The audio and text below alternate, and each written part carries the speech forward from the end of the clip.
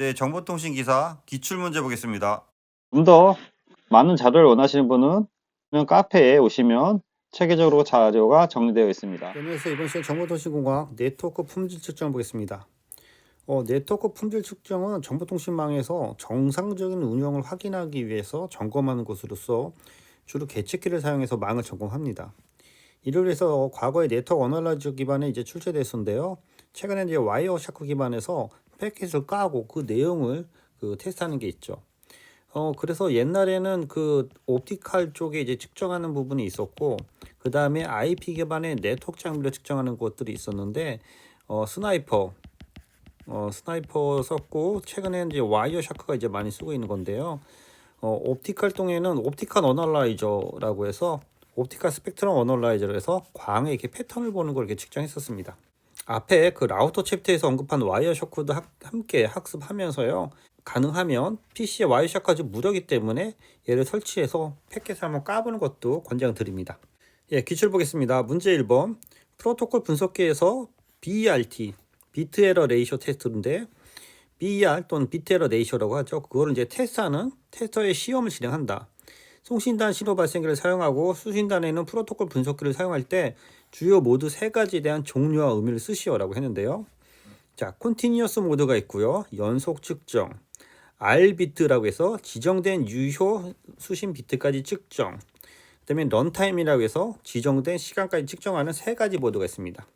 자, 컨티니어스 모드, R비트, 런타임이 있어요. 그래서 이 부분을 확인하기 위해서는 구글에서 이렇게 BRT, 컨티니어스, R비트, 런타임이라고 쳐보면은 이렇게 하단에 나오는데, 이 중에서 RS232C 프로토콜 어널라이저에 대해서 한번 보면요, 이렇게 정의가 되어 있습니다.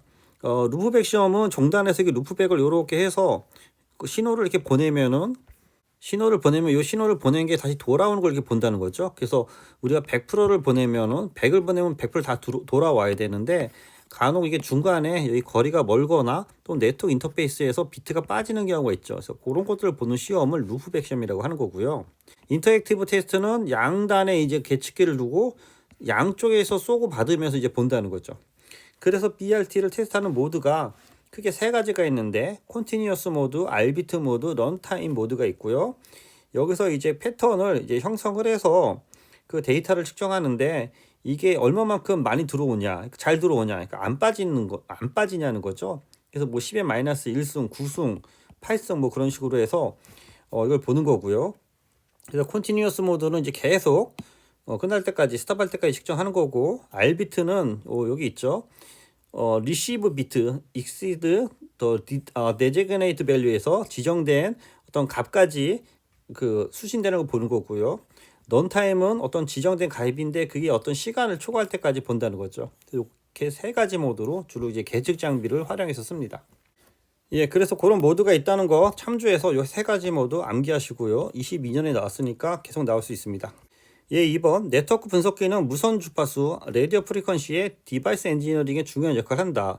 네트워크 분석기는 초기에는 S 파라미터만 측정하였으나 점점 고도로 통합되고 발전하면서 응답 주파수 특성을 주파수형에서 측정하고 분석 테스트하는 장비이다. 네트워크 분석기의 주요 특정 항목 4가지 쓰셔라고 했는데요. 밑에 언급되어 있는데, 반사 손실 또는 반사 특성, 정제파 비, 볼테이지 스탠딩 웨이브, 임피던스 특성, 삽입 손실, 이득, 전송 특성이 되겠습니다. 네트워크 분석기랑 여기 보면 프로토콜 어널라이저나 저렇게 분석해서 문제를 푸는 연습을 하셔야 됩니다. 위에는 프로토콜 분석기고, 요거는 네트워크 분석기입니다. 세부사항은 무선 쪽에 한번 더 참조하시고요. 문제 3번.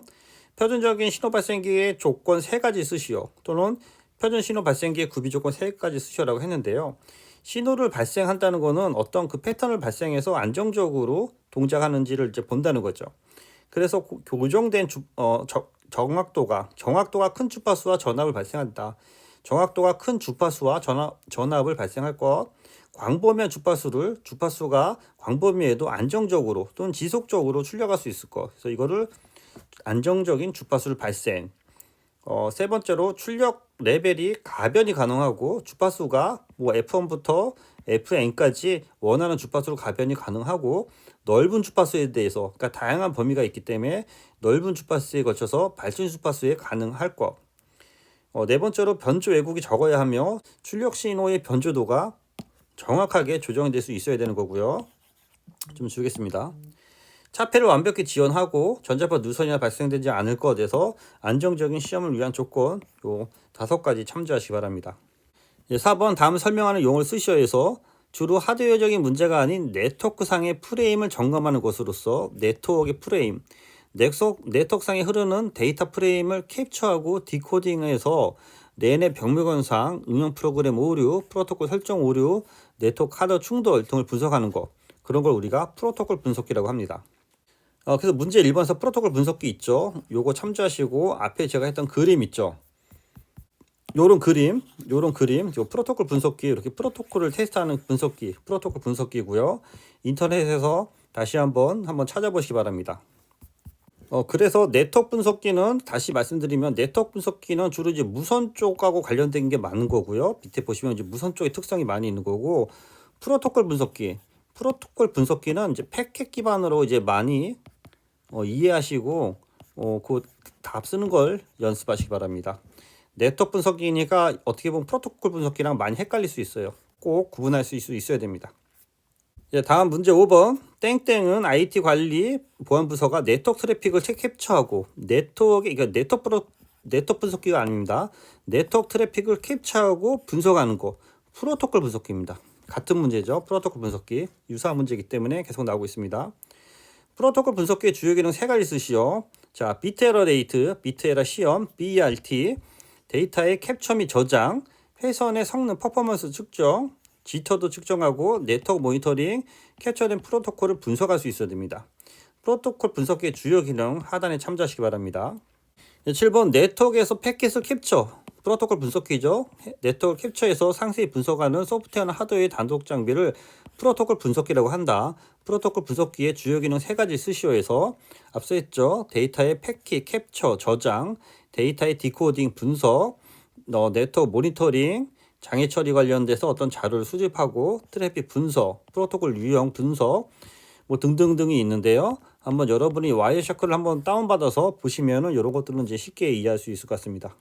8번 데이터 전송 회선의 품질의 척도를 사용하는 것으로 데이터 전송의 정확도를 나타내는 3가지 오류를 측정하는 오류율을 쓰고 이중 디지털 방식에서 통신 품질의 평가 척도를 사용하는 것을 쓰시오라고 했는데요. 주로 BER, FER, CER이라고 해요. 우리가 BER은 비트에러 데이터에서 전송 총 비트에서 얼마만큼 오류 비트가 있는지, FER은 프레임 에러 데이터에서 데이터 네트워크에서 프레임 단위를 전송할 때 총 전송 프레임에 대한 오류죠. 당연히 프레임을 기준인 거고요.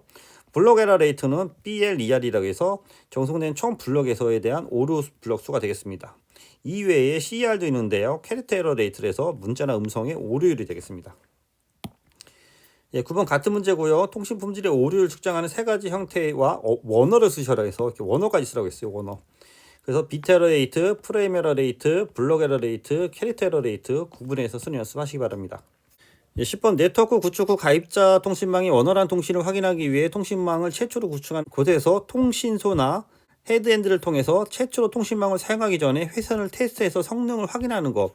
이걸 이제 개통, 처음에 테스트하는 거를 이제 개통 시험 또는 회선 시험, 회선 개통 시험이라고도 합니다.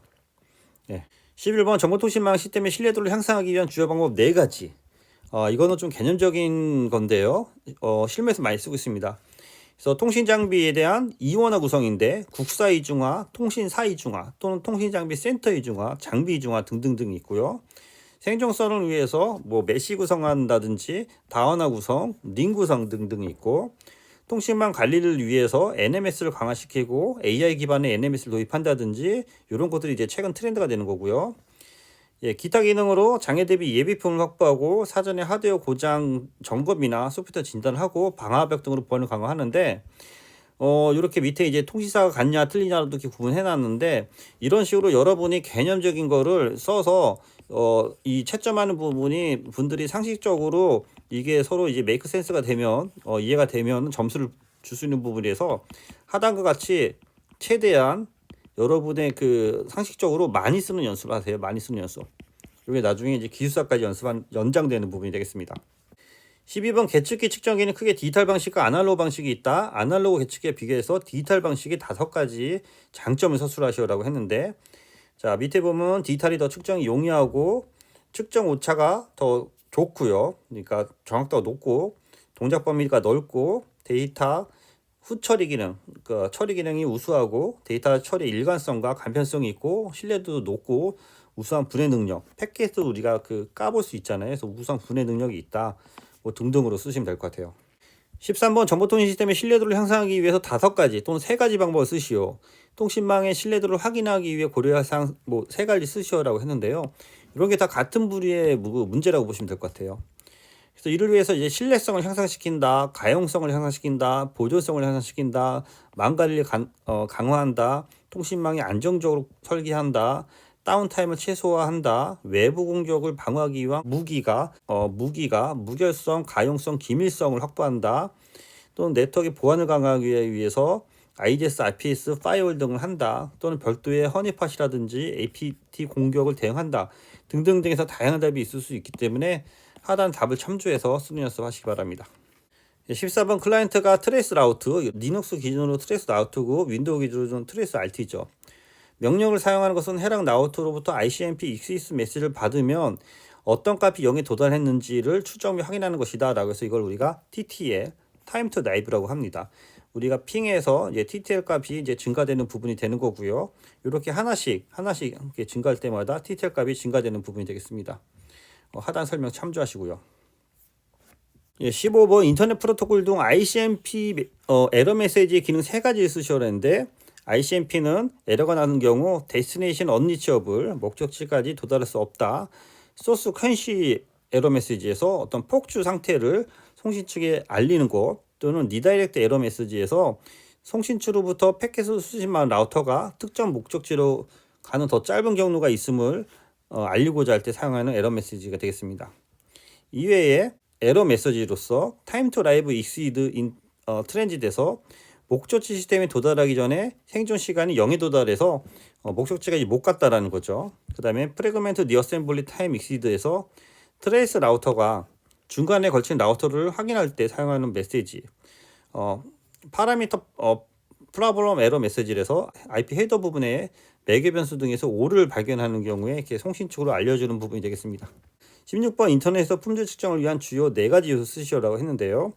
품질을 측정하기 위해서는 에러가 깨지는지 안 깨지는지 보는 비트 에러 레이트, 그 다음에 접속 성공률, 딜레이 또는 스루프 얼마만큼 속도가 잘 나오는지 이런 사항을 체크하면 될 것 같습니다. 17번 인터넷에서 속도를 측정하기 위한 주요 품질 비슷한 문제 있죠. 비트 에러 레이트, 지연 시간, 업로드, 다운로드에서 요거는 16번하고 17번은 서로 약간 섞어 써도 크게 문제는 없을 것 같습니다. 근데 여기서 인터넷에서 속도이기 때문에 여기 보면은 그 파일을 올리는 업로드, 얘를 다운받는 다운로드 시간을 측정하는 거죠. 우리가 기본적으로 이것에 대한 지연 시간이라든지 또는 손실률 또는 스루프까지 측정하는 게 유사 그 답이라고 할 수 있겠습니다. 18번 다음은 네트워크 분석기의 와이어샤크에서 네트워크 상태를 수집한 결과이다. 아래 결과를 보고 송신측 맥 주소와 수신측 맥 주소를 쓰셔라고 했는데요. 여기 보시면 이제 ARP로 해서 그 데이터가 왔다 갔다 하는 걸 알 수 있는데요. 여기 보면 패킷 하나를 잡았을 때 그거에 대한 디테일한 것들이 이렇게 나오는 거고요. 여기 맥 어드레스를 찾아보면은 여기 보면은 그 IP 어드레스가 나오고 그 위에 이제 그 맥 어드레스가 요 위에 있네요. 그래서 데스티네이션에 여기 보면은 인텔로에서 여기 있네요. 그 총 맥 어드레스가 48비트로 구성되어 있으니까 일단 48비트가 핵심인 거를 참조해서 48비트를 보시고 앞에가 이제 그 24비트고 뒤에 벤더가 24비트고 시리얼 번호가 24비트고요.